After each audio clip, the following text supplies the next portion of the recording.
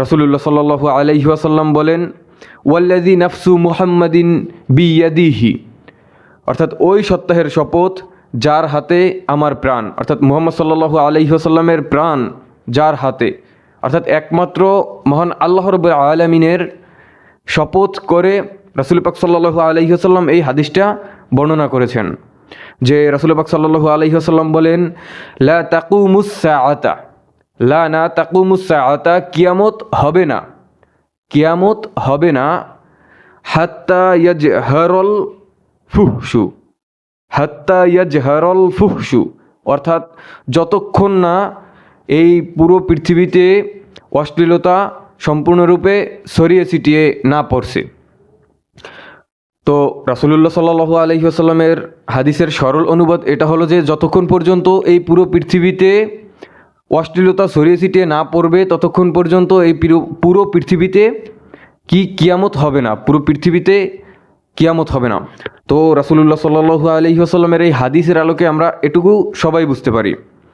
তো এখন আপনি আমাদের এই হাদিসের 1400 বছর আগের যে কওল তথা এই যে কথা, মূল ভাব বা বাণী, সেই অনুযায়ী কিন্তু আমরা বুঝতে পারি যে এটা যে এক সময়ে এই পুরো পৃথিবীতে এই অশ্লীলতাটা ছড়িয়ে পড়বে। রাসূলুল্লাহ সাল্লাল্লাহু আলাইহি ওয়াসাল্লাম যখন বলেছিলেন তখন পুরো পৃথিবীর অবস্থা এরকমের ছিল না। এখন পুরো পৃথিবী একটা অন্য রকমের সিস্টেমে চলছে, সেটা ওই আর আগের মতন ইসলামিক সিস্টেম নেই। রাসূলুল্লাহ সাল্লাল্লাহু আলাইহি ওয়াসাল্লাম যখন এই পুরো পৃথিবীটা একেবারে সুন্দরভাবে সাজিয়ে গুছিয়ে ইসলামটা যেভাবে রেখে গেছিলেন সেভাবে নেই, পুরো সিস্টেমগুলো এখন দিন দিন পরিবর্তন হয়ে যাচ্ছে। পুরো মুসলমানরা অধিকাংশ সিস্টেমগুলোকে নিজেদের মতন করে মেনে নিচ্ছে, না হলে আর যদি কষ্টসাধ্য হচ্ছে মানছে না, এমন একটা জমানা চলে আসছে। কিন্তু তার মধ্যেও ইসলাম এখনও সঠিক আছে, ইসলাম এখনও রাইট পথেই আছে, কিন্তু কিছু কিছু মানুষ সেই ইসলামের বিভিন্ন বিধিবিধানগুলোকে ছোটোখাটো করে ফেলছে। আমরা এখন যদি খেয়াল করি এই পুরো পৃথিবী জুড়ে এই হাদিসের আলোকে কি একটা অবস্থা দেখা দিচ্ছে। এই যে স্কুল, কলেজ, ভার্সিটি, বিভিন্ন বিশ্ববিদ্যালয়ের যে সিস্টেমগুলো, সেখানে যে ছেলেমেয়েদের অবাধ মেলামেশার একটা সিস্টেম চলছে না, তো সেই অবাধ মেলামেশার যে একটা সিস্টেম চলছে, সহশিক্ষা চলছে, এবং সেখানে যে মুসলমান কন্যারা, মুসলমান ছেলেরা বেপরদাভাবে চলাচল করছে, তাদের পোশাকের কি সুরত, পোশাকের কি হাল, সেটা আপনারা সকলেই জানেন। এবং শুধু তাই না, এই যে বিভিন্ন বাজারে, বিভিন্ন শহরগুলোতে এই যে এখন পোশাকটা হয়ে গেছে, এই যে অশ্লীলতা সেটার ভিতরে আছে কি নাই সেটা আপনাদের কাছেই প্রশ্ন থাকুক। আপনারাই জানেন সেই পোশাকে কতটুকু মাধুর্যতা আছে, এবং সমাজ এই পোশাকটাকে কিন্তু কখনোই স্বীকৃত দেয় না, স্বীকৃতি হিসাবে এই পোশাকটাকে কখনোই মেনে নেয় না ভালো পোশাক হিসাবে।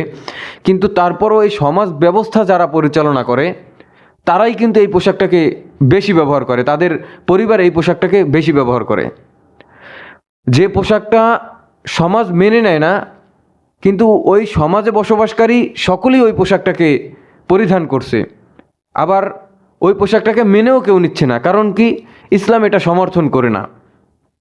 তো এটা এমন হলো যে আপনি জানেন এটা খারাপ, তারপরেও সেই খারাপটাকে মানছেন, কারণ আপনি খারাপটা মানলে তো আপনার কোনো শাস্তি হচ্ছে না, তারপরও আপনি মানছেন, আপনি জেনে মানছেন, আপনি জেনে গুনাহ করছেন। এরকম একটা সিস্টেমের মতন হয়ে গেছে। আপনি জানেন যে বেপর্দা করাটা হারাম, কিন্তু তারপরেও আপনি বেপর্দা করছেন। কেন করছেন? কারণ আপনি বেপর্দা করলে আপনাকে বলার মতন কারো সাধ্য নাই, আপনাকে কোনো কিছু বলতে পারে না কেউ, আপনার কোনো শাস্তি দেওয়া হয় না। কিন্তু আপনি হয়তো ভুলে গেছেন যে আপনাকে ওই কিয়ামতের দিন শাস্তি দেওয়া হবে এই বেপর্দার কারণে। এবং এটা পৃথিবীর জন্য একটা ঝুঁকি, এটা পৃথিবীর জন্য একটা মহামারীর মতন। এই যে বেপর্দা পুরো শহর জুড়ে যে এত বেপর্দা, এত নষ্টামি, এত অশ্লীলতা, এত আল্লাহর সাথে এই শিরকি, বেদাতি, এই যে বিভিন্নভাবে মুসলমান মানুষগুলো এই জড়িয়ে যাচ্ছে, এটার মূল কারণ সে জানে যে এটা ঠিক না, এটা অবৈধ, কিন্তু তার এই অবৈধ পথ থেকে ফিরে রাখার মতন কোনো শাস্তি বা কোনো তার উপর টর্চার নিষেধ করা হচ্ছে না, এই জন্য সে করছে। সে জানছে এটা খারাপ, তারপরেও সে এই খারাপটাই করছে, কারণ সেই খারাপটা করলে তাকে বাধা দেওয়ার মতন কোনো মানুষ নেই। তো এই কারণেই আমাদের সমাজের এই যে অশ্লীলতার সিস্টেমটা ঢুকে পড়েছে, একজন দুজন তিনজন করতে করতে সকলের ভিতরে, অধিকাংশ মানুষের ভিতরে। আর এই যে আপনারা আরেকটা সিস্টেম দেখবেন যে অশ্লীলতাটা, সেটা হচ্ছে দুইটা ভাগে।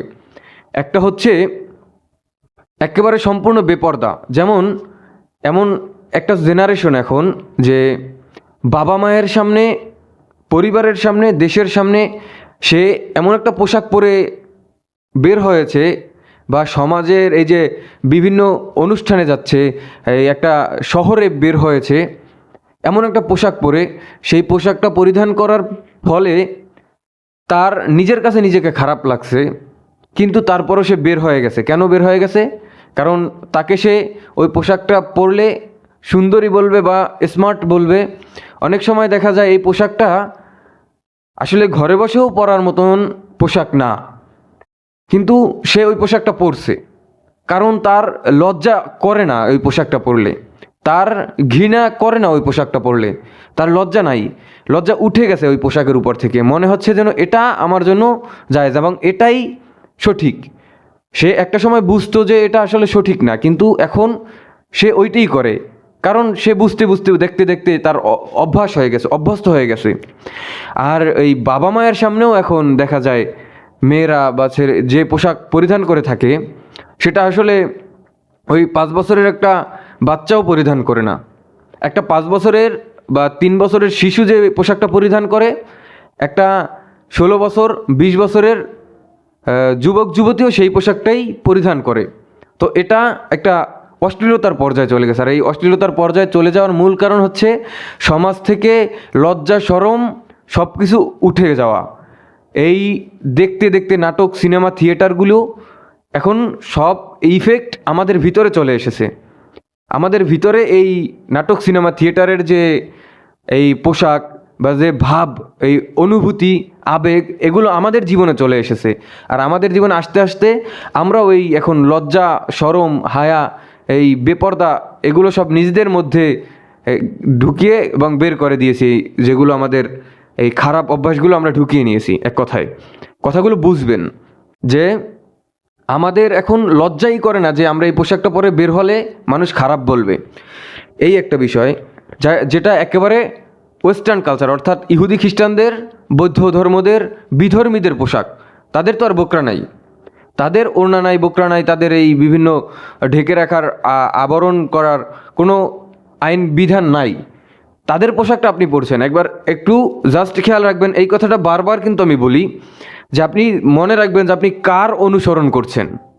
আপনি তো পোশাক একটা পরছেন, আপনি সেই পোশাকটা কার পোশাক পরছেন, কার মতন হয়ে পরছেন, বা সেই পোশাকটা কার জন্য বানানো হয়েছে, আপনি এই পোশাকটা পরছেন, এটা খেয়াল রাখবেন। তাহলে আপনি ভালো একটা সঠিক রাস্তা খুঁজে পাবেন কার অনুসরণে আপনি পোশাক পরছেন।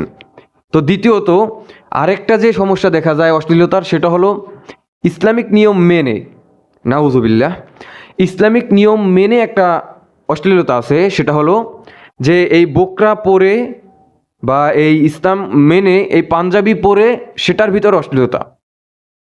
একটা বোকরা আছে যেটা পরলে তাকে আরও আকৃষ্ট করে তার উপর মানুষকে, আর আরেকটা বোকরা আছে যেটা সঠিক পর্দা। আর সঠিক পর্দার বোকরা কোনটা? সঠিক পর্দার বোকরা হলো ওইটা যেটা ওই 70-80 বছরের আমাদের দাদু বা দাদি যারা আছে, বুড়ো যারা, তাদের সময়ের যে বোকরাটা, তাদের কাছে যে এখন যে বোকরাটা আছে, তারা যে বোকরাটা পরে, ওই বোকরাটা হচ্ছে সঠিক ইসলামের পর্দা আর সঠিক ইসলামিক বোকরা।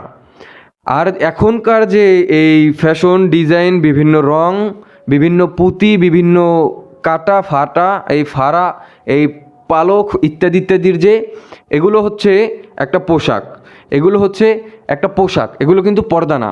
মনে রাখবেন, পর্দা করে সব কিছু করা যায় না, কিন্তু বোকরা পরে সব কিছু করা যায়। বোকরা আর পর্দা মিলাবেন না। বোকরা দেখলেই সেখানে পর্দা ভাববেন না, বোকরা দেখলে সেখানে পর্দা ভাববেন না। বুঝবেন যে বোকরা এক জিনিস, পর্দা আরেক জিনিস। কারণ এখনকার জমানায় এই বোকরা এবং পর্দা এক নাই। একটা বোকরা এটা হয়ে গেছে একটা ড্রেস বুঝেন না, যেটা হচ্ছে একটা পোশাক। ওটা যদি পর্দা নাও হতো তো ওই ড্রেসটা সুন্দর সেজন্য কিনে তারা ওটা পরে বের হতো। কেন? এই যে বিভিন্ন থ্রি পিস সেলোয়ার ইত্যাদি ইত্যাদি পরে এই বের হয় না, এই বোকরা না পরেও তো মেয়েরা বের হয় না? ঠিক তেমনি ওটা যদি বোকরা নাম না হয়ে ওটা যদি অন্য একটা নাম হতো তাও ওটা পরতো এবং বের হতো। সুতরাং ওটার সাথে এই পর্দাটাকে খাস করবেন না, পর্দাটাকে ওটার সাথে গোলাবেন না। পর্দা হলো ওইটাই যেটা ওই 70-80 বছরের মুরব্বীদের গায়ে এখন দেখা যায়। ওটা হলো সঠিক পর্দা, যেটা দেখলে মানুষ আকৃষ্ট হয় না, যেটা দেখলে অন্তর বলে যে না এই মানুষটা পর্দা করছে, সুতরাং এর থেকে আমি দূরে থাকি। আর ওইটা পর্দা না যেটা দেখলে আপনার মনে হবে যে আসলে ওখানে আরেকটা পুঁতি আছে, পুঁতি গুনতে ইচ্ছে করবে, বা ওই কালার দেখে আপনার চেয়ে থাকতে ইচ্ছে করবে, তখন ভাববেন যে এটা আসলে পর্দা না, এটা হচ্ছে একটা ফিতনা, এটা হচ্ছে দাজ্জালি একটা ফিতনা। ওই বোকরাগুলো যারা পরে তারা দাজ্জালি ফিতনা হিসেবে, শয়তানের ফিতনা হিসেবে আপনার কাছে আসছে। সুতরাং আপনি এই বোকরা দেখে আর পর্দা দেখে গুলাতে যাবেন না। সাফ কথা, বোকরা এক জিনিস, পর্দা আরেক জিনিস। বোকরা আর পর্দা কখনো মিলাবেন না। তো সময় সংক্ষেপ, এরপরে অশ্লীলতা বা খারাপ মনে না করা, এই দুইটা বিষয় বলে দিয়েছি, এই দুইটা বিষয়ে খেয়াল রাখবেন। এরপরে ইসলামের সঠিক বুঝ থাকলে, ইসলামের সঠিক বুঝ যদি আপনার ভিতরে আসে তাহলে কিন্তু এই বিষয়গুলো আর আমাদের জীবনে বেশি ইফেক্ট ফেলতে পারে না।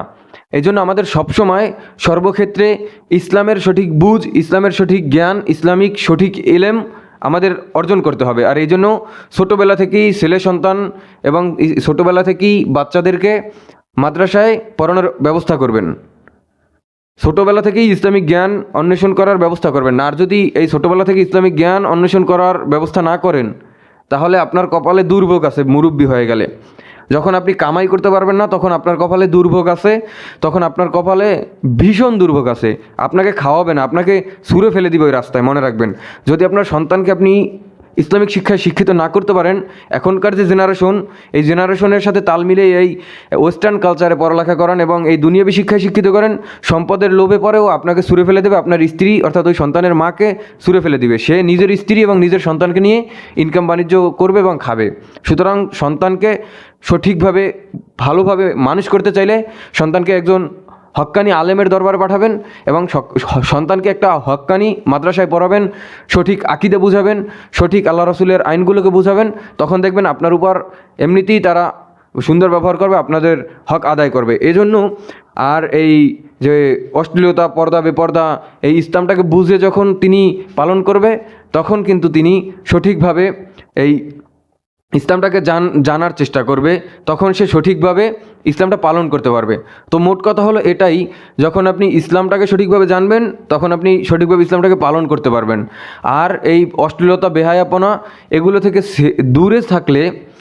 থেকে দূরে থাকলে আপনার ভীষণ ভীষণ উপকার আছে এবং এর ফলে আপনাকে আল্লাহ রাব্বুল আলামিন ওই প্রতিদান দেবেন অনেক বড়। এই জন্য আল্লাহ রাব্বুল আলামিন রাসূল পাক সাল্লাল্লাহু আলাইহি ওয়াসাল্লাম বলেন, আন্নামা ইউওয়াফাস সাবিরুনা আজরাহুম বিগয়রি হিসাব, আন্নামা ইউওয়াফাস সাবিরুনা আজরাহুম বিগয়রি হিসাব, অর্থাৎ কেবল ধৈর্যশীলদেরকেই তাদের প্রতিদান পরিপূর্ণভাবে দেওয়া হবে কোনো হিসাব ছাড়াই। একমাত্র ধৈর্য এবং আপনাকে সবর করতে হবে। ধৈর্য ধরে আপনি যখন ইসলামের নিয়ম বিধিবিধানগুলোকে পালন করবেন তখন আপনাকে আপনার যে প্রতিদান আপনি যা পাবেন তা একেবারে কোনো হিসাব ছাড়াই দিয়ে দেওয়া হবে। এটা দেবে কে? মহান আল্লাহ রাব্বুল আলামিন। রাসূল পাক সাল্লাল্লাহু আলাইহি ওয়াসাল্লাম এটাই বলেছেন। সুতরাং আমাদের এই যে দুনিয়ায় একটা বড় বালা মুসিবত আসার মূল কারণ এটাও কিন্তু আমাদের এই বিভিন্ন সময়ে আমরা যে ধৈর্যশীল ব্যক্তিদের তালিকা থেকে বের হয়ে যাই, ধৈর্য হারা হয়ে যাই, আমরা ধৈর্য হারিয়ে ফেলি।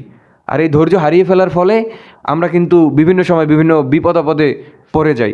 এজন্য বিপদে আপদে সমস্ত কর্মে, সমস্ত জায়গায়, সমস্ত ক্ষেত্রে ধৈর্যশীলদের অন্তর্ভুক্ত হতে হবে। ধৈর্যশীলদের অন্তর্ভুক্ত হলে আল্লাহ রাব্বুল আলামিন এর প্রতিদান একদিন দিবেনই ইনশাআল্লাহ। কারণ এটা রাসূল পাক সাল্লাল্লাহু আলাইহি ওয়াসাল্লাম একটু আগে হাদিসটা বলেছি যে প্রতিদান কোনো হিসাব ছাড়াই দিয়ে দিবেন। সুতরাং ধৈর্যশীলদের অন্তর্ভুক্ত থাকবেন। আর এই বেপর্দা, এই যে বিভিন্ন ক্ষেত্রে আমাদের অশ্লীলতাগুলো আছে সেগুলো বন্ধ করার ক্ষেত্রে আপনি আপনার সন্তানকে আপনি নিজে ইসলামী শিক্ষাগুলোকে পালন করবেন। যখন আপনি ইসলামী শিক্ষাগুলোকে পালন করবেন, যখন আপনি ইসলামের আইন বিধিবিধানগুলোকে আপনি নিজের করে নেবেন, তখন আপনি সঠিকভাবে একটা পথ খুঁজে পাবেন, তখন আপনি সঠিকভাবে এই আল্লাহর দিনগুলোকে পালন করতে পারবেন। আর এর ফলে আপনি লাভবান হবেন, জাতি লাভবান হবে। কিন্তু দয়া করে আমি আবার বলছি, এই ইসলামের ট্যাগ লাগিয়ে, ইসলামের নাম লাগিয়ে কোনো রকমের অবৈধ অশ্লীলতা এবং কোনো রকমের নিজের স্বার্থ হাসিলের চেষ্টা করবেন না। সেটা হোক ক্ষমতা, সেটা হোক টাকা পয়সা, সেটা হোক নিজের জীবনের মান উন্নয়ন, কোনো কিছুতেই ইসলামের ট্যাগ লাগিয়ে, ইসলাম নাম লাগিয়ে বা ইসলামিক লেবাস লাগিয়ে এই ইসলামকে ধ্বংস করার পায়তারা করবেন না। কারণ দয়া করে আপনি যখন ইসলাম নামটা বলেন, সাধারণ মুসলমান যারা এই ইসলাম কি এটা বুঝে না, ইসলামের বিভিন্ন নিয়মকানুন বুঝে না, তখন ওই আপনি যখন ইসলাম নাম লাগিয়ে তাদের সামনে যান, ইসলাম নাম লাগিয়ে তাদের সামনে গেলে তারা আপনাকে সম্পূর্ণরূপে বিশ্বাস করে ফেলে, তারা আপনাকে 100% বিশ্বাস করে ফেলে এবং আপনার ওই সঠিক বুঝ না থাকার কারণে আপনার মধ্য থেকে, আপনার মন থেকে, আপনার মুখ থেকে যে কথাগুলো বের হয়, আপনার দ্বারা যে কাজগুলো, আপনার দ্বারা যে কর্মগুলো প্রকাশ পায়, এই কর্মগুলো ওই মানুষগুলো সঠিক এবং ভালো ভেবে নেয়। এর ফলে ওই মানুষগুলো পথভ্রষ্ট হয়ে যায়। তাই দয়া করে ইসলাম নাম দিয়ে, ইসলাম ট্যাগ লাগিয়ে, ইসলামের নাম বিক্রি করে এই কোনো কাজকর্ম এই পৃথিবীতে করবেন না। এবং এই পৃথিবীর মানুষগুলোকে যারা সরল সঠিক আছে এবং যারা একেবারে নীরব আছে, তাদেরকে পথভ্রষ্ট করবেন না। দয়া করে এই ইসলাম নাম ট্যাগ লাগানো বন্ধ করুন এবং এর মাধ্যমে এই দেশে যে একটা অশ্লীলতার প্রভাব বিস্তার হচ্ছে, সেগুলো বন্ধ হয়ে যাবে। এবং নিজেরা সংশোধন হন, অন্যকে সংশোধন করুন। আমরা একটা সুন্দর দেশ, আমরা একটা সুন্দর জাতি গঠনে আমরাই এগিয়ে যাব। ওমা তৌফিকি ইল্লা বিল্লাহ। সবাই আমার জন্য দোয়া করবেন। আসসালামু আলাইকুম রহমতুল্লাহ।